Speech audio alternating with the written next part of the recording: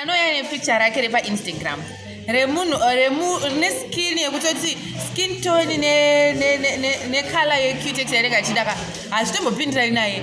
Munhu shoes dark but picture yacho under light pink apa skin yacho haiti apa madesigns acho otomudza kuti alright fine izva zvibudi zvakadai tokubudisirai izvi but munhu anotana wapedzapo kusacrifice 4 hours uchiita izvozvo munhu okupa $5. Handifariri vanhu vanouya nezvinhu zvavanenge vagugula apa vasina hairline pafront pose apo votinduruke zvinhu zvezvabeyonce ivo vane fesi yekuzimbabwe maclients akadaro no munhu anoda zvinhu zvakanaka she doesn't want to pay. Munhu anachiti ndoda kuitwa pedicure.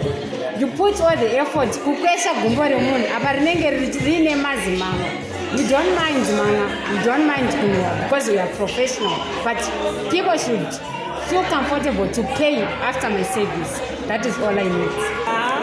Clients anoya nemaprice awo musoro ini ndine vangu zvokuya munhu aizochema zvokudzikisira basa rangu indiri pabasa.